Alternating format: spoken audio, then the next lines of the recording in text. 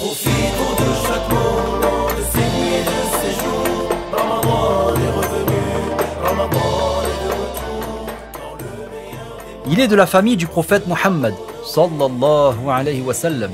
C'est un de ses cousins paternels qui a eu un rôle très important dans la diffusion de la science de la religion musulmane.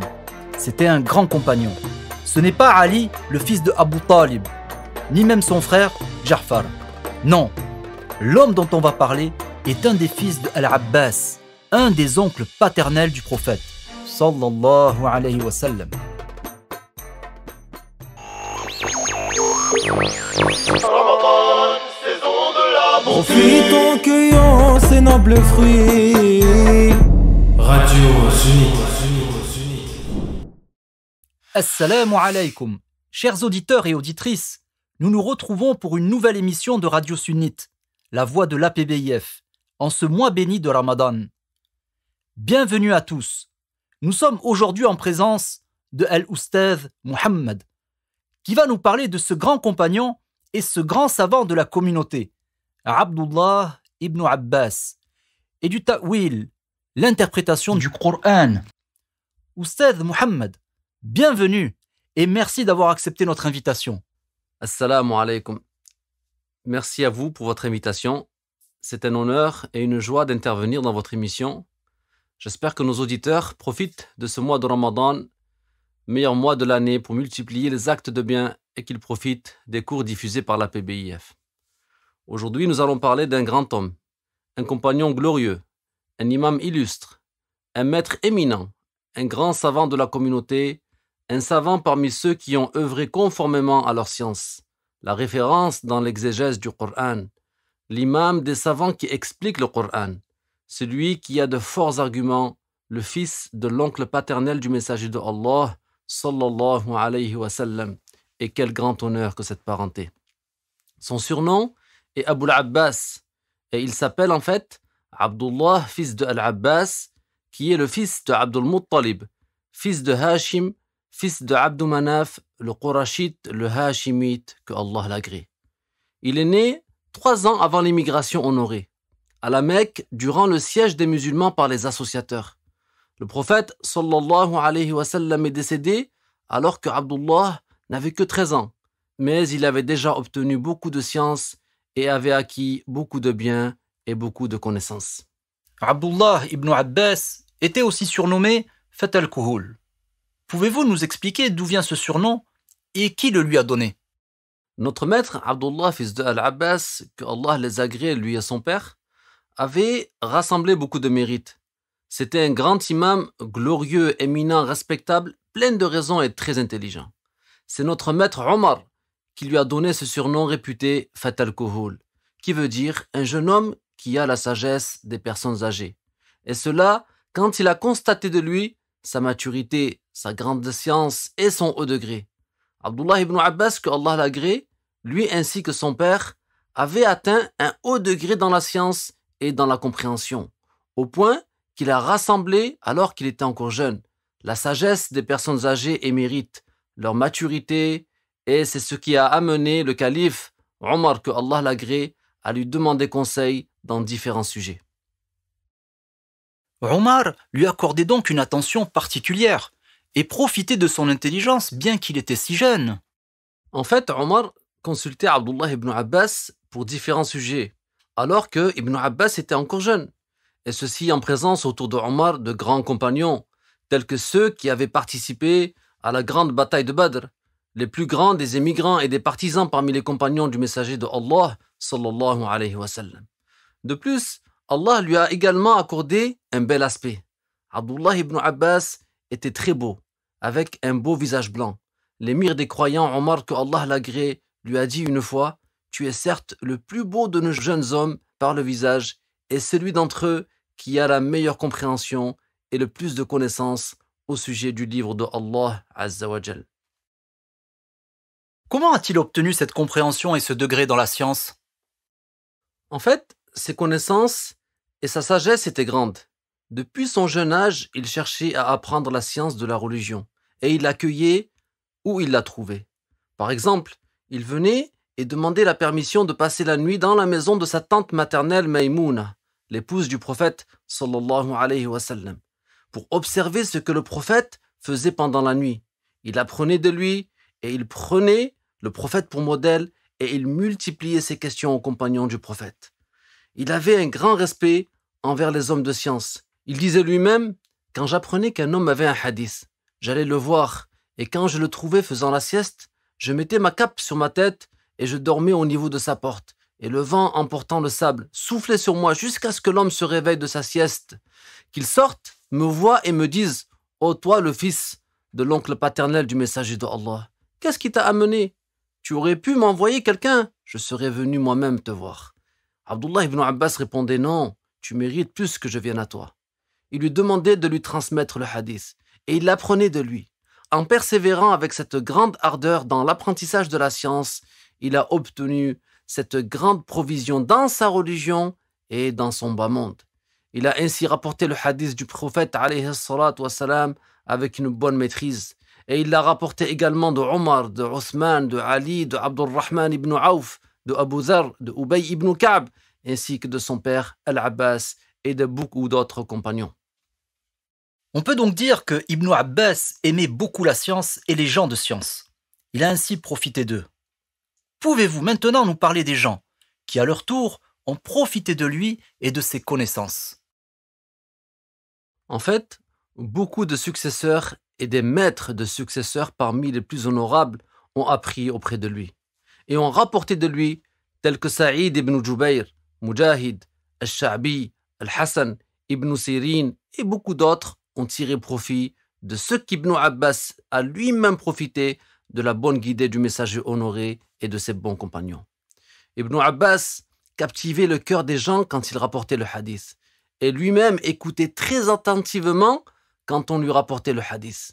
Il avait une connaissance qui éclairait les cœurs dans l'interprétation du Coran, dans les sciences de la jurisprudence et également dans le hadith, l'histoire, la langue arabe, la littérature, jusqu'à devenir le savant vers lequel voyagent ceux qui sont en quête de science et qui apprennent. Les gens venaient le voir par groupe, les uns à la suite des autres pour l'écouter, rapporter la parole du messager de Allah, sallallahu alayhi wa sallam, et apprendre la jurisprudence.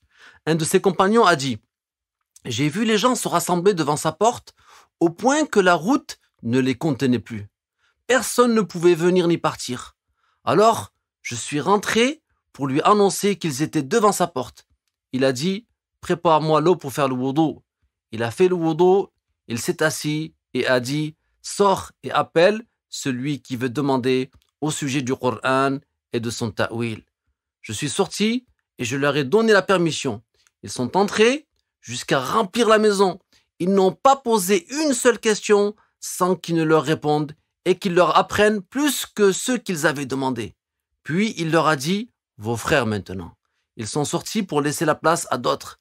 Puis il m'a dit « Sors et appelle ceux qui veulent demander au sujet de ce qui est licite et de ce qui est interdit, ainsi que la jurisprudence. Qu'ils entrent. » Il a dit « Je suis sorti et je leur ai donné la permission. » Ils sont rentrés jusqu'à remplir la maison. Ils n'ont pas posé une seule question sans qu'ils ne leur répondent et qu'ils leur apprennent plus que ce qu'ils avaient demandé.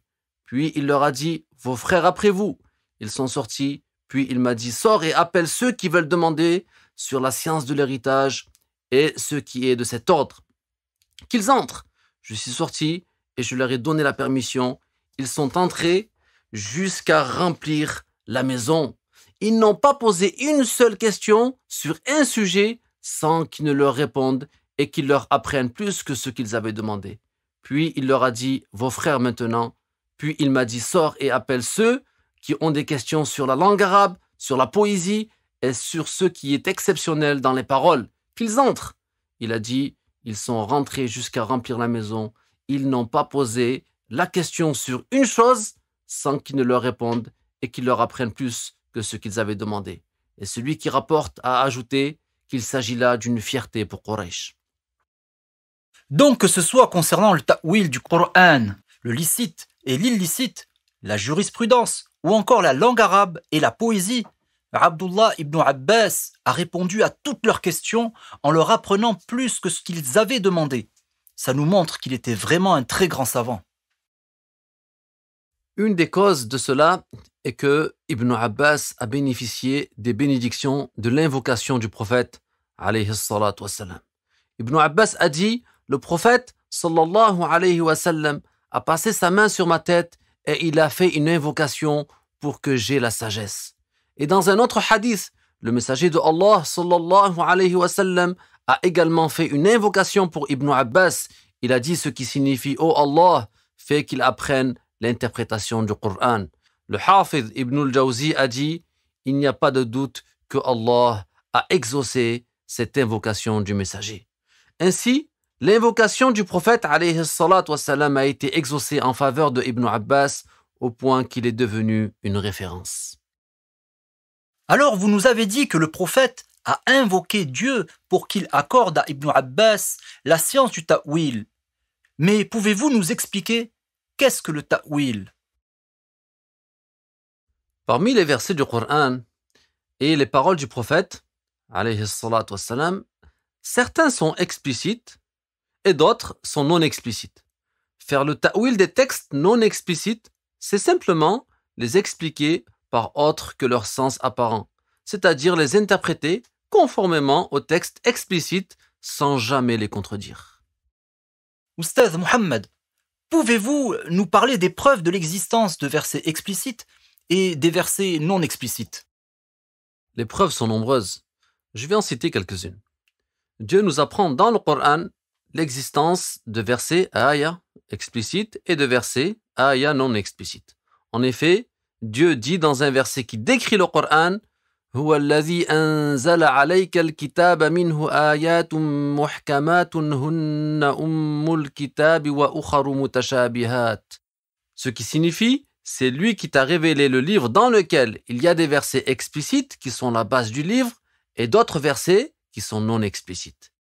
Il a par ailleurs été rapporté que le prophète alayhi salatu wassalam a dit i'malu bi muhkamihi wa aminu bi mutashabihi, dont le sens est agissez en conformité avec ce qui est explicite de ces ayahs et croyez en ce qui n'est pas explicite.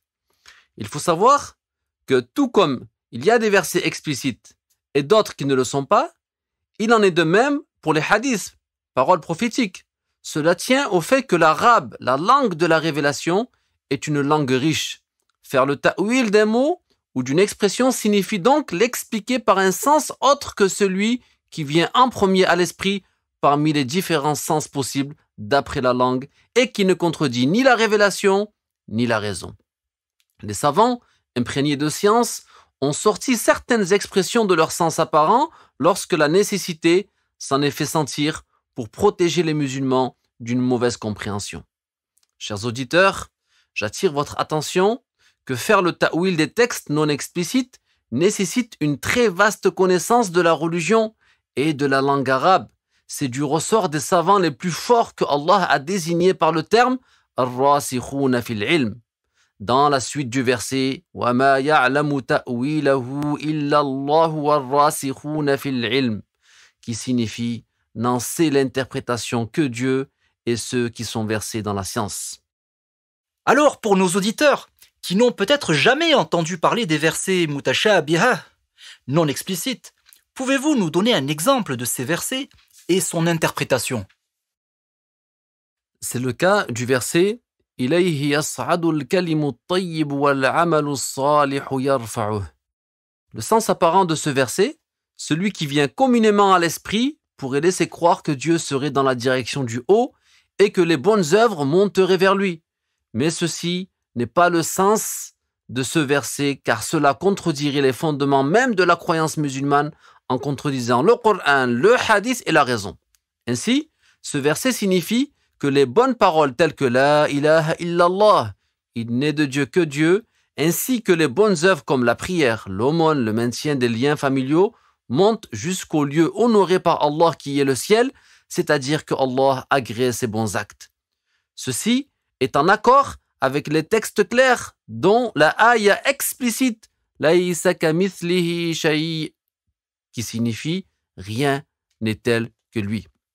Il est important de bien comprendre que Dieu a révélé au prophète Mohammed sallallahu alayhi wa sallam le Coran en arabe. Le Coran est un livre révélé et c'est le meilleur des livres. il ne comporte aucune contradiction, mais Allah a fait de la compréhension de ce livre une épreuve pour les gens. Certaines personnes réussissent cette épreuve et se maintiennent sur la vérité et sur la croyance en l'unicité de Allah, et d'autres échouent dans cette épreuve et s'égarent en assimilant Dieu à ses créatures. En effet, le messager de Allah, sallallahu alayhi wa sallam, a dit dans un hadith rapporté par Muslim, « Al-Qur'anu hujjatun laka aw alayk » ce qui signifie « le Qur'an sera soit une preuve en ta faveur, soit une preuve contre toi. » Ainsi, si quelqu'un donne une mauvaise interprétation des versets du Qur'an, cela se retournera contre lui. Allah Ta'ala dit فَأَمَّا الَّذِينَ فِي قُلُوبِهِمْ زَيْغٌ فَيَتَّبِعُونَ مَا تَشَابَهَ مِنْهُ ابْتِغَاءَ الْفِتْنَةِ وَابْتِغَاءَ تَأْوِيلِهِ. Ce qui signifie, quant à ceux qui ont leur cœur dévié, ils suivent ce qui n'est pas explicite pour faire tomber les gens dans l'égarement et faire de mauvaises interprétations. Dieu décrit l'état de ceux qui se sont égarés en s'attachant à donner aux versets non explicites des sens qui contredisent les versets explicites. Tel est le cas de ceux qui attribuent à Allah le corps, le mouvement, les organes, les changements d'humeur, tout ceci en raison du fait qu'ils ont interprété des versets non explicites par un sens qu'il n'est pas digne d'attribuer à Allah. De plus, Muslim rapporte dans son Sahih que le prophète sallallahu alayhi wa sallam a dit إذا رأيتم الذين يتبعون ما تشابه منه فأولئك الذين سمى الله فاحذروهم. Ce qui signifie, si vous voyez ceux qui suivent ce qui est mutashabih, c'est-à-dire ceux qui s'attachent au sens apparent des versets non explicites, ce sont ceux-là que Dieu a mentionnés et qu'il a blâmés dans ce qui a été cité dans Sourate Ali Imran. Prenez garde à eux. Il serait utile de rappeler à nos auditeurs sur quoi se basent les savants pour faire le ta'wil des versets. Les savants spécialistes de l'exégèse, l'explication du Coran, ont indiqué qu'on ne peut procéder à l'interprétation des textes religieux par autre que leur sens apparent que lorsqu'il y a une preuve textuelle confirmée, c'est-à-dire selon les textes de la religion ou selon la raison, que le sens apparent ne peut être le sens visé, et ce, car la croyance musulmane n'est pas en contradiction avec le jugement rationnel. C'est donc une preuve provenant d'un texte ou bien une preuve selon la raison qui impose de délaisser le sens apparent. Ça montre bien que ce n'est pas de façon arbitraire. Il y a des règles, comme vous venez de le dire. Pour revenir à Abdullah ibn Abbas, pouvez-vous nous parler un peu des textes qu'il a interprétés? Il n'y a pas de doute que Abdullah ibn Abbas fait partie de ceux qui sont imprégnés de cette science, la science de l'interprétation du Coran. Il est celui qui est à la tête de ces savants que Allah l'agrée. D'ailleurs, il disait lui-même « Ana min ar-rasikhina fil ilm », c'est-à-dire « Je fais partie de ceux qui sont imprégnés de la science ». Il est donc en tête des savants du salaf qui ont pratiqué le ta'wil des versets et des hadiths non explicites. Parmi les versets qu'il a interprétés, il y a la parole de Allah « Yawma yukshafu an saq » qui signifie le jour où sera découvert un saq. Ibn Abbas a expliqué que saq, dans ce verset, désigne l'intensité et la difficulté due à l'angoisse au jour du jugement et non de la jambe. En effet, le sens apparent du mot saq est la jambe, mais ce sens est impossible au sujet de Allah et il contredit les textes religieux comme Laysa kamithlihi shay. Rien n'est tel que lui. Donc, on doit procéder à l'interprétation, c'est-à-dire à l'explication par un sens autre que le sens apparent, un sens qui existe dans la langue arabe. En effet, parmi les significations du mot saq en arabe, il y a les difficultés. Donc ici, le mot saq signifie les difficultés du jour dernier. Également, en ce qui concerne la parole de Allah Ta'ala dans Surat An-Nur, Allahu nuru samawati wal ard, Ibn Abbas a dit, cela veut dire que Allah guide les gens des cieux et de la terre vers la lumière de la foi. Allah n'est pas une lumière parce qu'il est le créateur de la lumière et de l'obscurité. Il ne leur ressemble donc pas. Et parmi ces noms, subhanahu wa ta'ala, il y a An-Nur qui signifie Al-Hadi, celui qui guide. En effet, Dieu dans le Coran a donné une comparaison de la lumière de la foi dans le cœur des croyants dans la suite du verset et a dit Mathalu nourihi kamishkatin fiha misbah, ce qui signifie l'exemple de la lumière de la foi est telle une cavité dans un mur dans laquelle est placée une lanterne qui éclaire.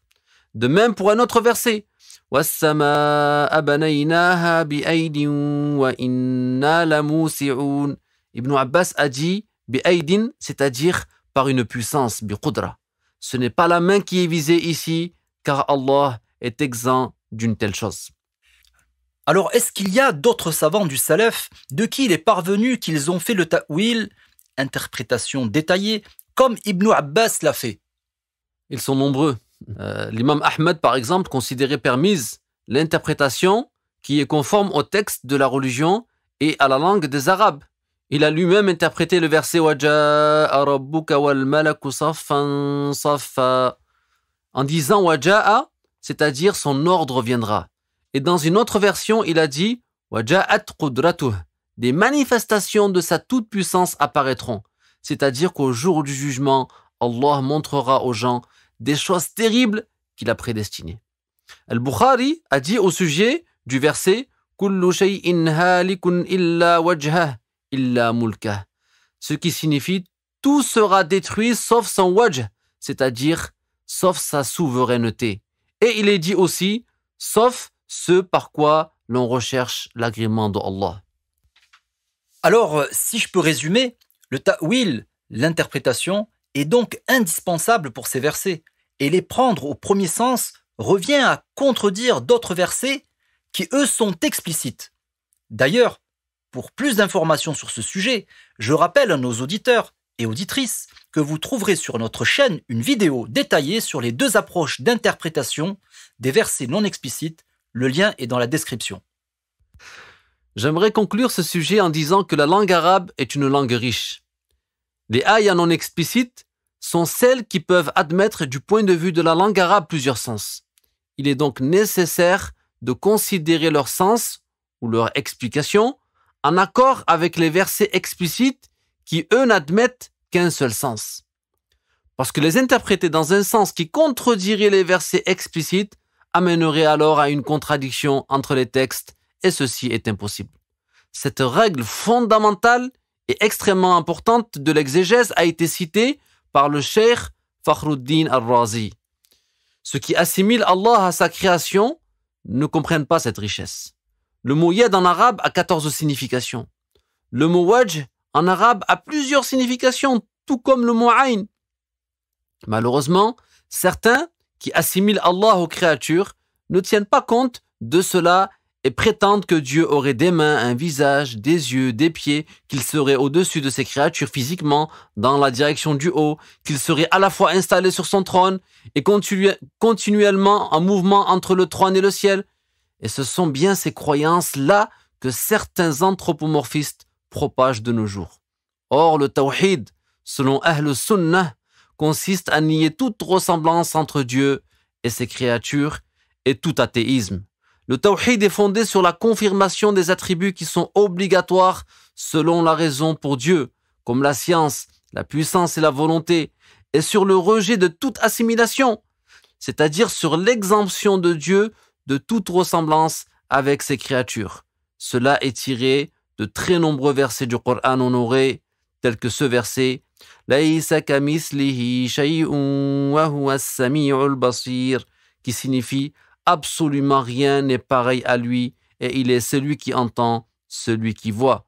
Ou encore la parole de Dieu « Walam yakul lahu kufuwan ahad » et il n'a strictement aucun équivalent. Ou encore « Walillahil masalul a'la wa huwa al-azizul hakim » qui signifie « Dieu a les attributs qui sont exempts de toute imperfection. Il est Al-Aziz, celui qui est puissant, qui n'est pas vaincu. Al-Hakim, celui qui fait exister les choses avec perfection, car il sait les issues des choses. » Et aussi sa parole فَلَا تَضْرِبُوا لِلَّهِ الْأَمْثَالِ إِنَّ اللَّهَ يَعْلَمُ وَأَنْتُمْ لَا تَعْلَمُونَ qui signifie Allah, n'attribuez pas de ressemblant à Dieu. Certes, Dieu sait votre devenir et vous ne savez pas. Pour ce qui est du verset لَيْسَ كَمِثْلِهِ شَيْءٌ, ce qui signifie absolument rien n'est pareil à lui, c'est le verset le plus explicite qui soit parvenu au sujet de l'exemption de Dieu de toute ressemblance avec ses créatures. De ce verset, on comprend qu'il s'agit d'une exemption totale. L'explication de ce verset est que Dieu n'a absolument aucune ressemblance avec quoi que ce soit, d'aucune manière que ce soit. Ce verset comporte la négation de tout ce qui n'est pas digne d'être attribué à Dieu, tel que l'incapacité, l'ignorance, la limite, la couleur, les organes, la forme, l'image, l'aspect et la composition. Concernant sa parole Ta'ala wa huwa as-sami'ul basir, qui signifie « et il est celui qui entend, celui qui voit », il y a là la confirmation de ce qui est digne d'être attribué à Dieu. En effet, l'ouïe est un attribut qui est digne de lui être attribué. Il en est de même pour la vue. Mais dans ce verset, Dieu a fait précéder l'exemption de toute ressemblance avec les créatures afin que personne n'ait l'illusion que son ouïe et sa vue seraient semblables à l'ouïe et à la vue d'autres que lui. En effet, Dieu voit sans avoir besoin de rayons lumineux et sans avoir besoin de pupilles, et il entend sans avoir besoin d'oreilles et de tympans, ni d'aucun autre organe, car Dieu, rien n'est pareil à lui, il n'est pas un corps et il n'a aucune ressemblance avec les corps. Barakallahu fikoum pour ce rappel sur la croyance, Oustaz. Cette interview touche à sa fin. Pouvez-vous terminer en nous parlant du décès de ce grand compagnon, Ibn Abbas? Ibn Abbas a vécu une longue période en prodiguant le bien et la sagesse, en diffusant la science entre les gens. Son parfum embaumé dans les différents pays, jusqu'à ce que la mort vienne à lui en l'an 68 de l'Hégire. Il avait alors 71 ans. Son décès a eu lieu à Taïf, dans la péninsule arabique. Quand ils sont sortis pour amener son corps, un oiseau éminent blanc est venu jusqu'à entrer dans son linceul, puis les gens ne l'ont plus vu. Les gens pensaient que c'était l'image de sa science. Et quand il a été enterré, cette ayah a été récitée au niveau de la tombe sans savoir qui l'avait récitée. Ya ayyatuhan nafsul mutma'innah, irji'i ila rabbiki radiyatan mardiyah, fadkhuli fi ibadi wadkhuli jannati, qui a pour sens, ô toi, âme sereine, retourne au jugement de ton Seigneur, satisfaite et agréée, retourne dans mes esclaves et entre au paradis. Que Allah t'agrée, Ibn Abbas, et que Allah nous rassemble avec toi dans les jardins du paradis. Amin, amin. Merci. Merci d'avoir partagé avec nous toutes ces informations sur Abdullah ibn Abbas. Chers auditeurs et auditrices, je suis ravi de vous avoir présenté cette émission de Radio Sunnite. Vous pouvez la retrouver, ainsi que toutes les précédentes, sur notre chaîne YouTube, APBIF. N'hésitez pas à vous y abonner en cliquant sur le bouton rouge et à activer la petite cloche pour recevoir les notifications de la chaîne. Mais aussi à partager la vidéo autour de vous afin d'en faire profiter vos proches. Retrouvez-nous également sur nos autres canaux tels que Facebook, Instagram, Twitter et Telegram pour ne rater aucune actualité. Et avant de vous quitter, je vous adresse un dernier conseil. Prends dans cette vie des provisions pour l'au-delà. Tu ne sais pas cette nuit si jusqu'à l'aube tu vivras. Combien de personnes en bonne santé sont mortes sans maladie et combien de personnes malades ont eu une longue vie. Que Dieu nous accorde une fin heureuse, que Dieu agrée votre jeûne. Merci de nous avoir suivis et à demain. Wassalamu alaykum. Profitons de chaque moment.